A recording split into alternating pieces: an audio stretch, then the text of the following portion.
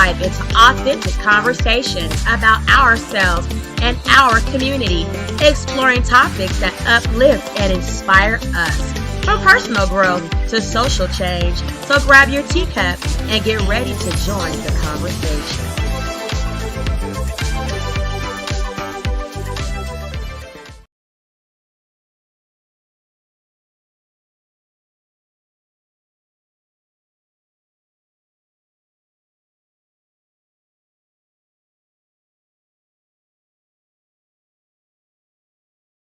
Key. That's the line there. Directing, coercion, control. That's how you get to sex trafficking. Okay, we have an update from court. Prosecutor asks Ventura, how often were you in contact with Sean's staff? Ventura responds, daily. Who are in these photos? Ventura's asked. She replies, Christina Coram and Miss Fletcher. What did you call Miss Coram? KK. And who's this? D-Rock. He was Sean's security. Let me ask you a question here, Nima.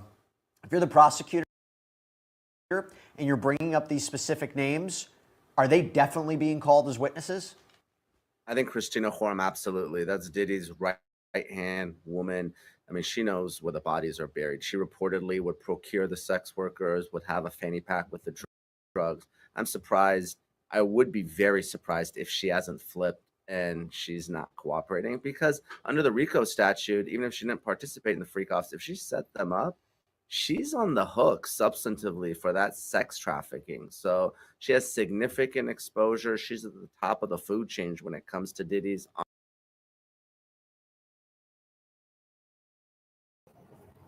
Okay, question. RICO, right? You automatically think of drugs. They say Diddy has been a long time addict, 30 years or more. Diddy has been, sniffing the pink cocaine, right? Is that not something that the feds sought out to maybe? I know they arrested his little, the guy, the little white guy, the mole or whatever you call him, person that was, running things back and forth for Diddy at a time. Where is he at?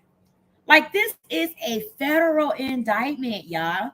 Where is the little white guy that was getting on a plane or something? I think he was with Diddy, and he had a briefcase full of drugs or something of the sort. And they said that he was essentially a guy that Diddy had running drugs for him, his mule or however have you. Where is he at? And why isn't this case, it's a RICO charge for, the conspiracy and trafficking stuff, racketeering stuff. Are drugs not something that they could have compounded a big enough issue for Diddy? Like, y'all chime in. Let me know. Drop your teacups in the chat. Let me know where you guys are with, what happened to potentially it being something around drugs as well for Diddy and these charges. Entourage and his organization. So she would be one of the government star witness, of course, aside from the victims themselves. Rich, throw it over to you. Got a question from Millie. I want to know, what reason would the defense call Alex Fine, Cassie's husband, up as a witness? Well, we were talking about this earlier. I don't know unless he's going to verify that she told him certain things, although I'm not even sure that would be admissible. Or maybe that he witnessed violence. I don't know, because I don't know how long he's been in the picture. I go to the idea maybe questioned about the lawsuit and her intentions. He was obviously someone. Sure. The trainer was obviously someone, Cassie's current husband, that was around Diddy if he was his trainer. And that's how she came to know of him, right? So, I mean, it would seem like a lot of people could testify about Diddy. And it's supposed to be a Fed case. And you would think, as we saw before, the feds usually bring out all stops for you if they're coming for you in a RICO charge. We'll see. I always like what Nima said, but the point about needing more violence, if you're the prosecution, I totally agree with that, right? One of the things about this tape of the encounter in the hotel is if it's a one-off, the jury will treat it entirely differently. It's just, no one should be judged on the basis of their worst night. And he went wild for some reason. But if it's connected by other acts, whether supported by video or not, just credible testimony, that this kind of violence was a persistent and regular thing in the relationship, that's going to be a much different story. And it might not all be documented on surveillance tape, but if you had Mr. Phillip yesterday say, I saw abuse myself, that's corroboration. Obviously, eyewitness testimony, very different than surveillance tapes, but who knows what else the prosecution has. Let me ask you this, Nima. We got a question from Penny Miller. Do we know the list of people he called and attempted to prevent them from testifying? I know he's accused of obstruction and bribery, and I do wonder if whether or not his alleged actions behind bars won't become a factor in this case, but I don't think so, right? I don't think so. I mean, obviously, the government superseded multiple times. They could have added those obstruction charges. I know it was a big issue at the bail hearing. I mean, ultimately, obstruction could be a RICO predicate act, but it's not something that the Department of Justice outlined in their opening statement. It's possible it comes in, but I don't think so at this point. Okay, this is an interesting line of testimony just coming in now from court. Prosecutor asks Cassandra Ventura, how frequently were you in Sean's residences? She replies, all the time. Did they all have safes? To which she responds, yes. What did you observe in them? What did you observe in these safes? Ventura responds, cash, jewelry, cameras and videotapes, guns in New York, LA, and Miami, and Alpine, New Jersey. That feels particularly relevant, Nima. Talk to us about why. Of course, the guns, obviously, and we know that guns were seized when his homes were raided, and the cameras, right? If it was something that was in the ordinary course, why would you lock up your camera in the safe and the video in the safe? That must have been something potentially unlawful, something that you could use to blackmail, otherwise something valuable. You put valuables in the safe like jewelry, right? So Combs at least thought that video would be helpful, and we're waiting to see still if Cassie Ventura is going to identify other people who participated in the freak-offs aside from Phillip from yesterday. One more question for you, Nima. I mean, I have more questions for you, but I got another question for you right now. This is from CMF 702. Does Cassie's reluctance to report to the police hurt her credibility? It's something that does. You know, whenever you don't have those contemporaneous reports, that's something that the defense is going to hang its hat on, right? The fact that she filed a civil lawsuit, that she's making these allegations years later. We know that the government is going to bring in a witness to explain all this, the psychology of abuse, physical and sexual abuse, why people who are in love with their abusers, they don't report it right away. And this is something that they fronted yesterday with Flores, right? They asked, well, why didn't you call the police? And Flores said, well, the victim, there really was no victim. She didn't want to report this. She just wanted to leave. So they're going to have an explanation for this. And this is consistent with a lot of domestic violence and sexual assault cases where the victim doesn't report it right away. Nima, I lied to you. I have another question for you. Just came in. This is from Alpha and Omega Forever. If witness 3, so alleged victim number 3, doesn't show up, what's going to happen? Big problem. And, this is something I've been talking about from the beginning. What you want to do in these types of cases, and it doesn't matter if you have a Weinstein or a Cosby or a Diddy, you really want to overwhelm the defense with the sheer number of victims, because jurors may have a tough time believing 1 or 2 victims, but if victim after victim is telling the same story of physical and sexual violence, it's very difficult to overcome. Now, obviously, here, you're not going to call the 100 people who have raised civil claims, but maybe if you're the government, you don't want to hang your hat on just 3, because obviously Cassie is an ex. So the argument there is that maybe she's a disgruntled ex-girlfriend that has an axe to grind.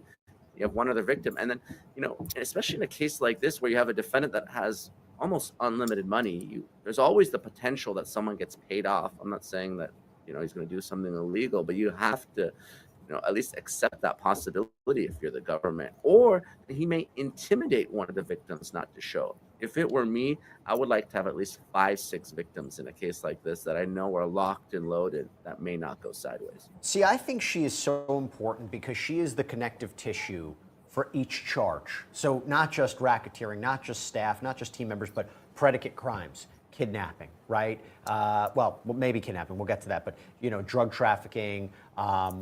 We know that there's an allegation. Obviously, there's sex trafficking. But this is what's so interesting. The reason I bring it up is because her testimony so far mirrors what her allegations were in her civil complaint. Why do I say that? She just testified, and I'll throw this to you, Rich. Do you recall an incident between Sean and Suge Knight? Now, again, this is from her complaint. Yes, we were having a freak off in LA. D-Rock came in and said Suge was down at a diner. Sean drove over there. What was your reaction? The prosecutor asks. I cried, said, don't do something stupid. And this is the allegation that he took a weapon and was going after Suge Knight, who is his rival. They are basing all of this on her complaint. And again, goes to the idea of why none of these criminal charges would have advanced, I think, without her filing her lawsuit. What do you take away from what they're doing here? Well, okay, so I agree. It demonstrates again that the filing of that civil complaint at the end of 2023 is really the seminal act that gets you to this trial today of a criminal matter. It also goes to what I was saying before, that they're using this witness broadly. She's not just testifying about what happened to her. She's testifying about the safe. She's testifying about the guns. She's testifying about video and money. And now she's testifying about Suge Knight and other alleged criminal activity. So they're putting as much on the table through her as they can. And do you guys also know what it shows when Cassie shows terms of endearment, times of empathy, times of supportive emotional care, that she cared about Diddy? I understand that people get emotionally tied to people that hurt them and they feel for them. In the case of how we've listened to what alleged, and we saw what Diddy did to her on that video, would you care if Diddy walked outside and got killed, hit by a bus? I wouldn't.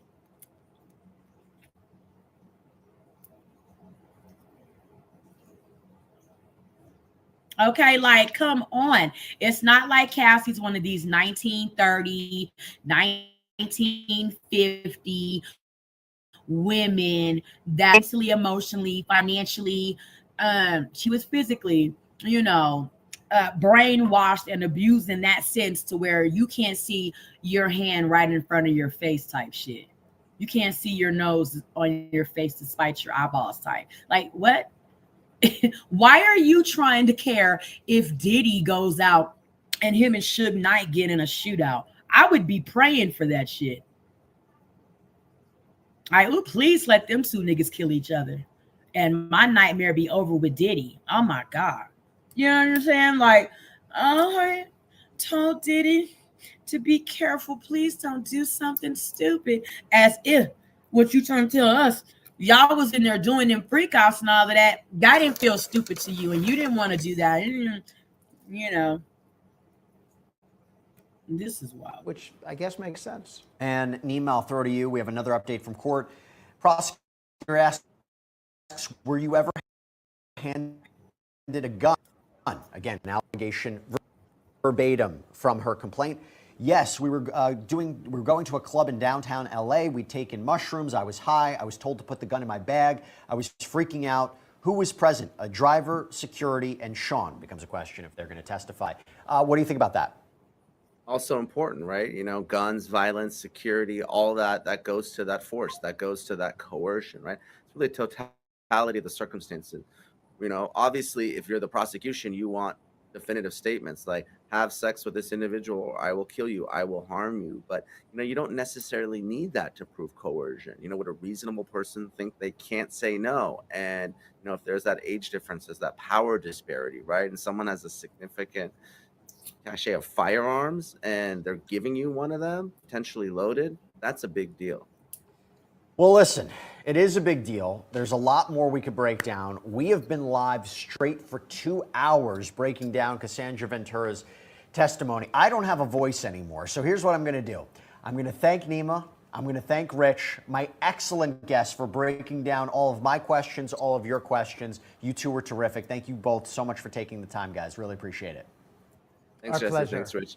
And I want to thank all of our viewers as well for listening to this and for following us. And I also real quickly want to thank our incredible sponsor who helps support us and helps us to put on these shows. That is Morgan & Morgan. This is America's largest injury law firm. And if I can quickly just tell you about them, this is a major firm, okay? This is a firm that secured a $6 million verdict for a car crash. All righty. So I've got a few minutes before I have to log into a Microsoft Zoom meeting. And I wanted to put some more good things going on with the trial today. And then what I'll do while I'm in my meeting is I'll let you guys watch the courthouse, since you guys seem to like watch the courthouse of who's going in. And then when I'm done with my meeting, I'll come back up and do some more Diddy Day 2 trial day.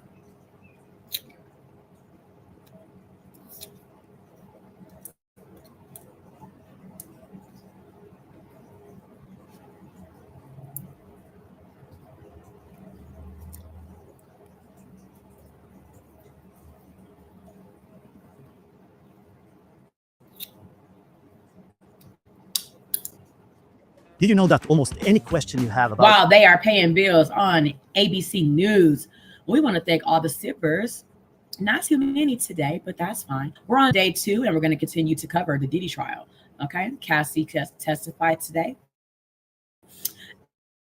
And that's what we're doing. Hold on, where you going? Like, what the hell just happened? Hold on. Okay.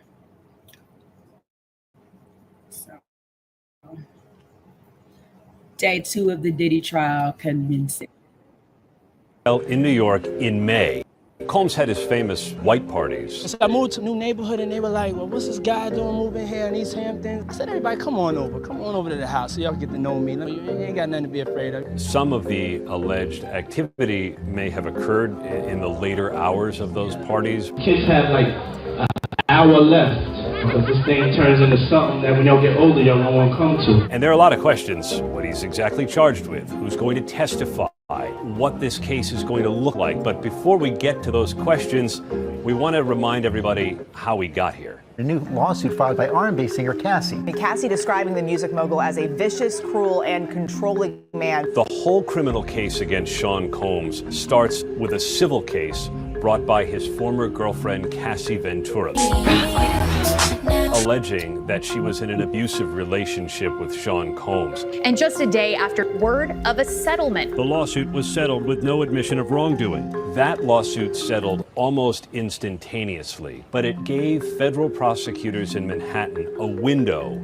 into the kind of conduct that went on, allegedly, in Sean Combs' life. New civil lawsuits. A series of new civil lawsuits facing new lawsuits from 6 accusers. Once Cassie filed her lawsuit, that opened up the floodgates, and there was this avalanche of civil claims that also helped inform prosecutors as they built a criminal case against Sean Combs. His accusers paint a dark picture of a sexual deviant who preyed on young women and men looking to make it in the industry, all of which Combs has denied. The truth will prevail that Mr. Combs has never sexually assaulted anyone, adult or minor, man or woman. Combs has mansions, one in Los Angeles, one in Miami, and simultaneously, federal agents from Homeland Security Investigations ended up, guns drawn, going in to both of those homes to seize evidence. They did this with a warrant. Cartons of evidence, a lot of it electronic, ended up being seized by those federal agents to help prosecutors build a case. It's on tablets, it's on phones, because according to federal prosecutors, Sean Combs liked to... So what I think sippers are going to do is I think that they're going to hit, because this is the Fed, this is RICO. You cannot bring weak sauce to a RICO charge. You're going to get sued. Diddy's going to sue the feds if they have absolutely nothing on him correlating to what they're trying to charge him with when he walks out of the courthouse. Diddy's going to sue him, period. So I'm thinking he's going to, well, not him, excuse me. The prosecutors are going to come with something off of this audio video situation. Okay, and they're going to use that as to their best of their capabilities to try to get an indictment on Diddy, a conviction on Diddy. Okay, that's what I'm believing may occur. Film himself and others in sexual situations. And a lot of these videos are going to be played at trial. And so prospective jurors are being asked if they mind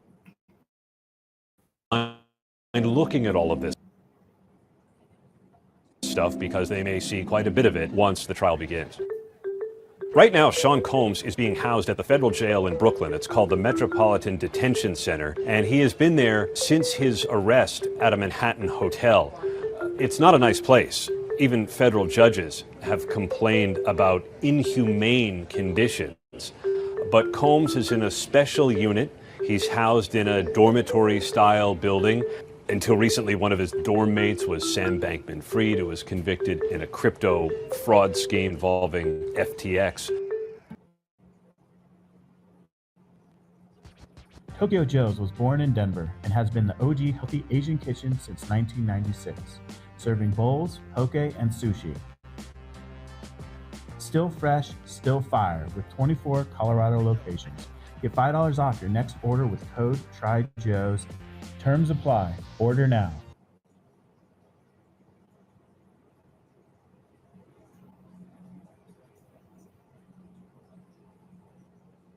Jellyfish Lighting is an all-in-one permanent exterior lighting system. Through an app on your phone, you are able to decorate for all holidays like Christmas, Halloween, Easter, and 4th of July, as well as set nightly programs to turn on and off from sunset to sunrise or customize static times.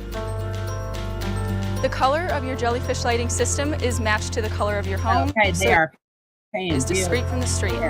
So that's what I think is going to happen, T-Sippers. I think that they're going to hit us with something that they come up out of from, confiscating the audio and video.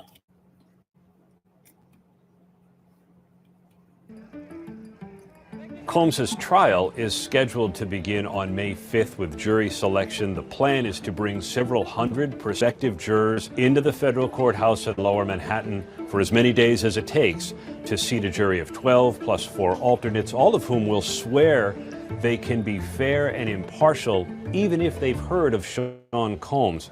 And really, who hasn't? There are no cameras in federal courts anywhere in the United States. And so this trial will not be televised, but we and a lot of other reporters will be there covering it. And that's how the public will learn not only the evidence against Sean Combs, but we'll be looking for how he reacts to it. We've seen him a lot in court, and he presents fairly upbeat.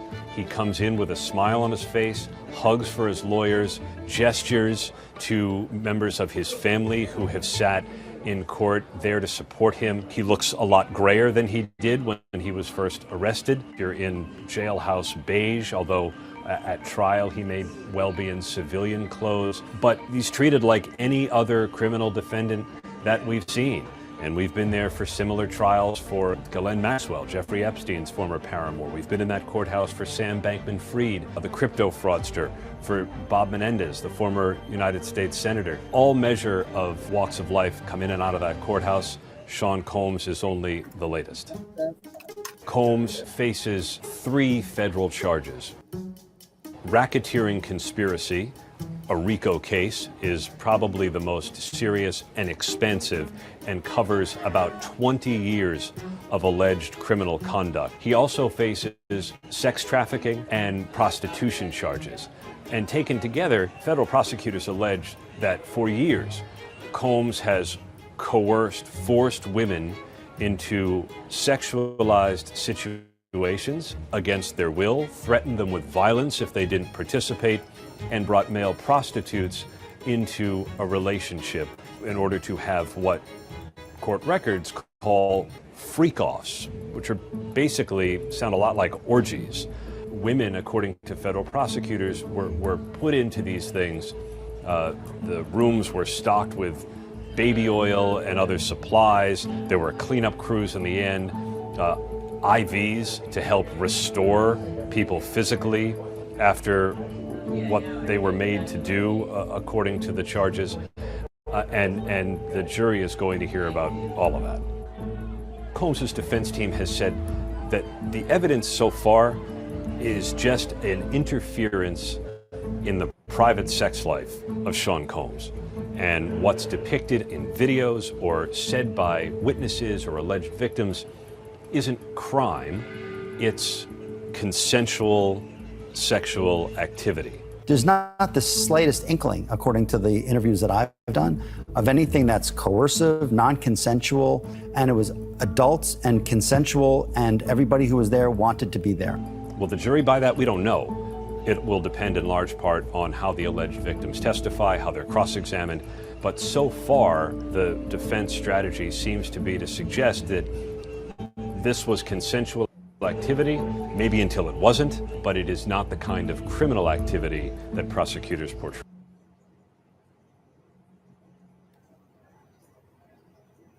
In court for the first time today, Cassie Ventura is on the stand.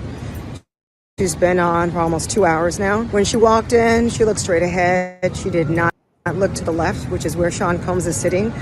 It's also where his family is sitting behind him.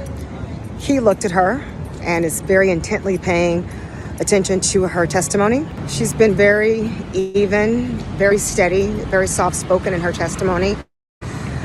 After lunch was the first time she became emotional when she began to testify about why she participated in the freak-offs, why she agreed to participate in the freak-offs, and why she didn't stop.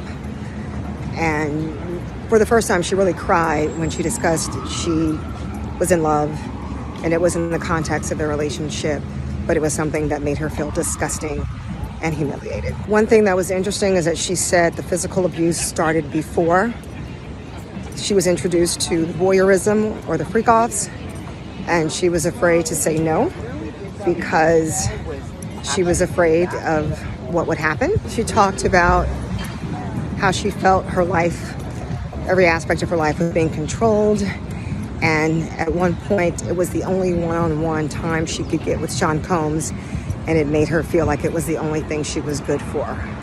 Leading court for the first time today, Cassie Ventura is on the stand. She's been on for almost 2 hours now. When she walked in, she looked straight ahead. She did not look to the left, which is where Sean Combs is sitting. It's also where his family is sitting behind him. He looked.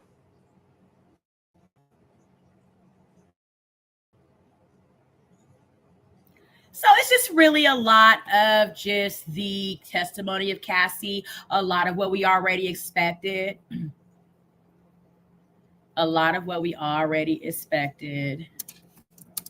Okay, so we're on day 2. She said a lot of, what we knew her to of going, her going to say.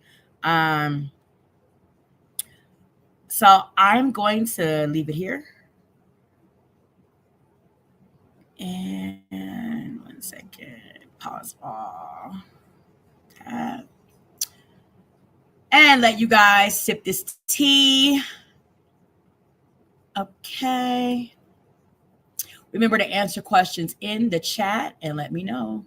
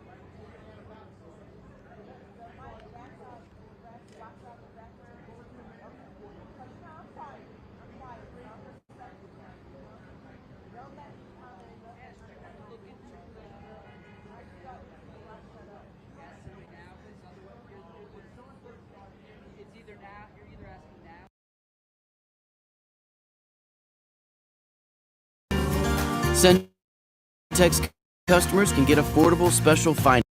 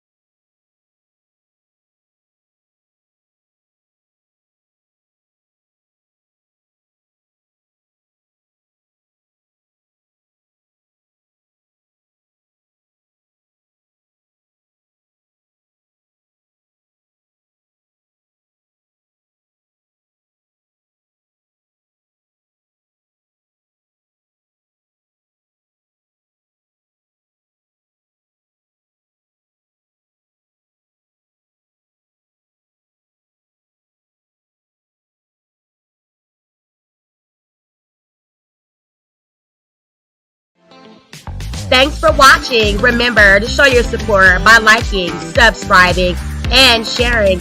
It's a blessing. Keep your teacups filled and ready for my next upload. Until then, stay inspired and remember, always stay sipping.